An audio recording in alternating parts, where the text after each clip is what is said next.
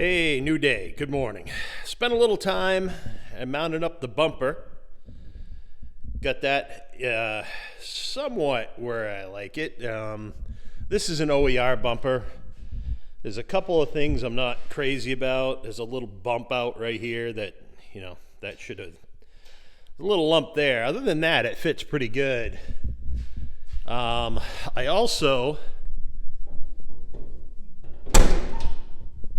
fitted up the internal panels, the air dam panels for the top, and not sure you can see it. Well, I'm going to try to show you anyway.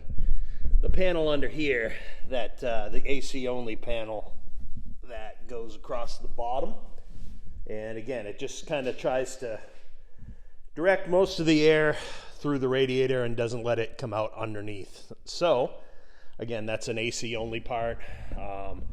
AC, or I'm also told that some of the high output, the 400s and stuff, it was also included on that regardless of AC. So anyway, this is all fitting up pretty decent.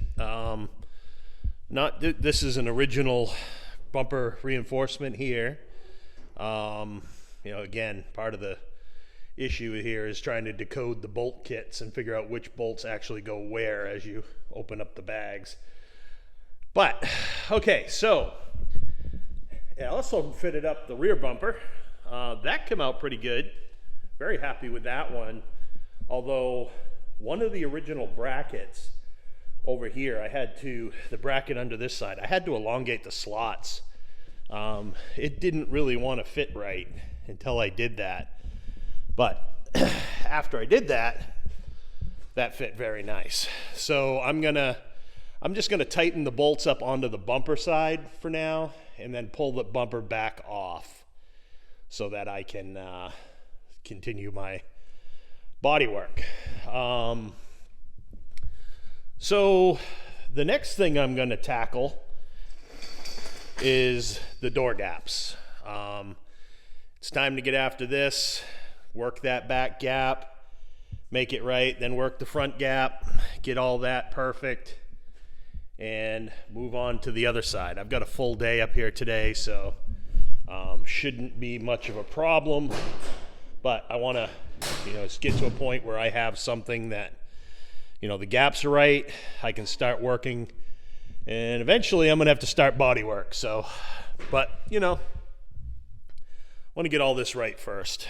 So that's my plan. I'll show you what I'm into as soon as I start doing this, but right now I'm gonna just tighten up those rear brackets, whip that rear bumper off, get that out of the way and protected, and then work the door gaps, door to quarter, door to fender, both sides. Revisit the trunk a little bit, make sure everything's okay with that. I think it's pretty good right now, but I got it on there rough. I didn't finish that up. Then go around and work all the, fine tune all the hood gaps. So that's my plan. That should take a little bit of time. But for today, probably for this video, I'm gonna start with the door gaps and just get those so that they're as good as possible. So I'll bring you along. Okay, I'm gonna start evaluating this rear door to quarter gap. It's actually pretty close. First thing I did was I just put some double-sided sticky tape in here and built it out until I had a nice hard stop, so that when the door engages, there's no back and forth on it. It's got a solid stop. So as I start to work all this, the door's not allowed to flex. Okay, so I'm looking at this, and I got my gapper, and one thing that jumps out is this corner is really lazy. I mean, it is a very round, blunt. It's not sharp at all. So I think the first thing I want to do, just because of the way this is I'm going to sharpen that a little bit. I've got plenty of gap to do it. I start to get down in here, and you can see the tools start to turn a little. So that tells me that it's lazy in here. So I'm going to start to work that seam back a little bit in here just to see what I can get out of it, and just stretch the material a little bit just slowly working it back this way, see if I can get any of that back, and then I will start to build out with some TIG rod and get myself a nice edge to work from, and then just feather it back into the quarter once I have it stretched to a point where I'm pretty comfortable that it's as good as it's gonna get. So again, I'm looking from here to here to start, but as I look at this, you know, this surface wants to, you know, that should be out straight, right, or close to it. So I'm going to try to work that back, but my gap is actually pretty good. It gets a little wide up here, but taking care of that laziness will kill that too. And then I start to get down through here, it gets a little tight right here. But again, I think once I start to work that, the door looks pretty good. It might be a bit out right there. So a little bit of grinding on the door from here to here would probably alleviate that if I can do it without breaking through. It's really, really close. Down here, I'm pretty damn good. So it definitely gets sharper down here, but up at the top, it just starts to lay over. And I just think, you know, the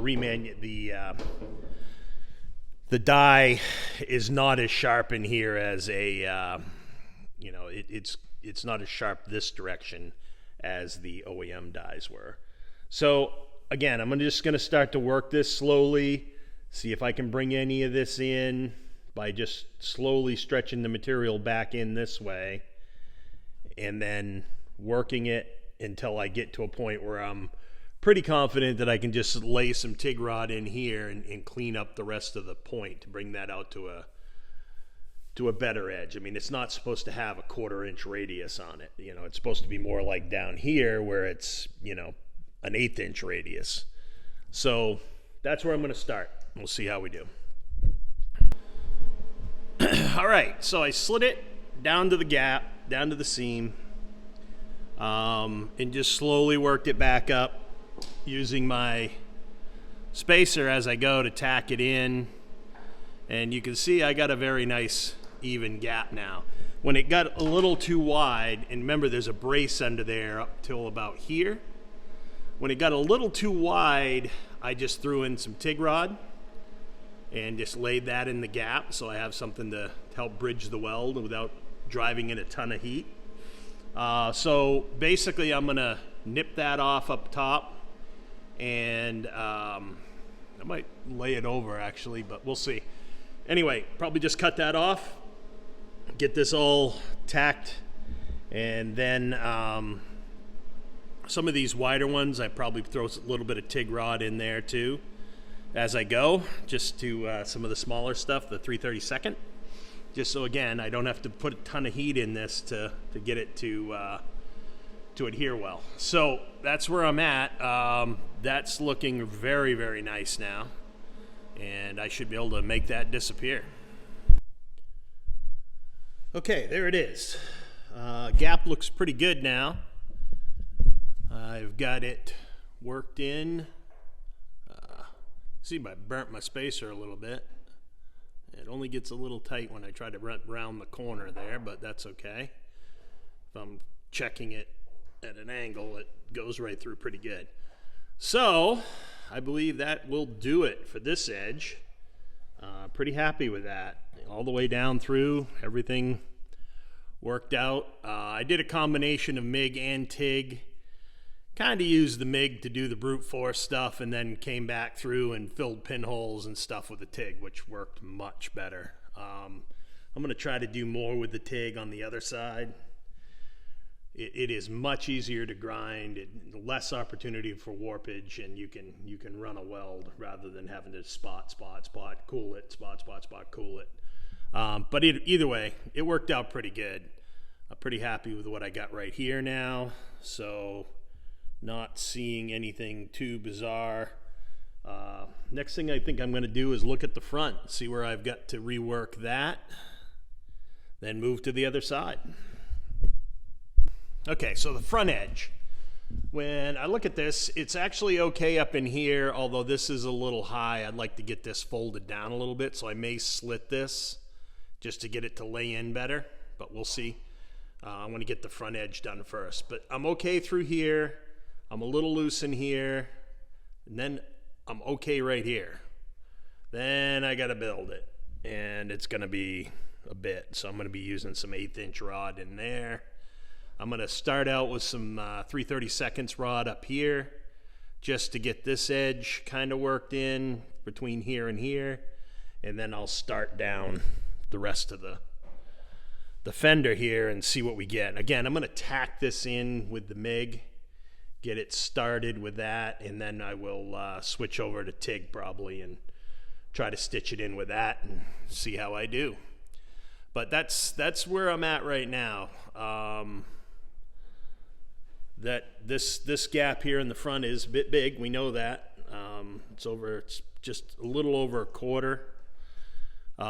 But we'll get there. So I'm gonna start it and bring you back when I have something to show. Okay, so I tacked in a TIG rod with MIG, and now what I'm gonna do, I tried really hard to make sure that the TIG was below this or flush with it. A couple places I can feel right here it's a little high. I might tap that down a bit. But the idea is I can now weld this in and build a new edge, and then I can grind it to fit exactly my 3/32, 3/16, I'm sorry. Then I hit my 3/16 mark, I know that I'm not cutting through sheet metal as I do it. So I'll show you how this looks cleaned up. Yeah, like I said, I'll grind these down a little bit just so I have a good starting point, and then I'll start to, I think I'm going to try to TIG this just because it'll be less heat and easier to clean up.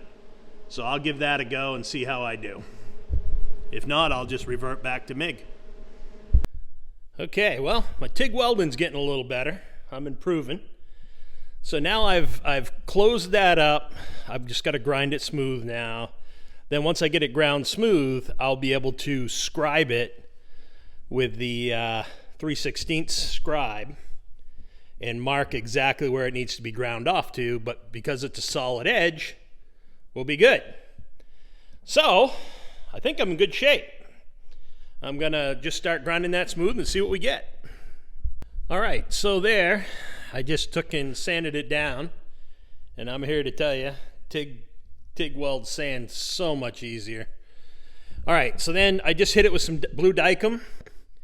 Now I take my 3/16 tool, and I can scribe a line right where that's not really showing up great on the camera, but now I got a line-ish. There we go. Now I got a line that I can grind to. And I'll have a nice even gap by just doing this. So I'm going to hit that step next. It's almost like I know what I'm doing. Getting a little scary. Yeah, so that's pretty good right there. I'm pretty happy with that all the way down through. I might have a little bit of a tight spot right here. I can clean that right up in a couple seconds. Now all I got left to do is fix this. I think what I'm going to do is I think I'm going to slit it right here just because I'm getting cocky now. And if I slit that, push down on the surface, then I can tack it back in and grind off whatever's sticking up on this lip. So I think that's the way to go. But yeah, that's pretty killer. That's a good looking door now. I just nailed some primer on that one just so you get an idea what it would look like. I just don't want anything to flash rust. It's gonna all get stripped again anyway, but you know, just kind of have a system. But yeah, I'm pretty happy with that progress right there. That looks nice. Okay, that takes care of that door. I think I'll probably wrap this video right here unless I run into something weird on the other one that's in any way different. But right here, I slit it right here, pushed this in, ground off the lip. The lip actually bent down pretty good too once it was pushed. So then I just tigged it in. We're good. That's a good gap. It looks really nice all the way. So pretty happy with that.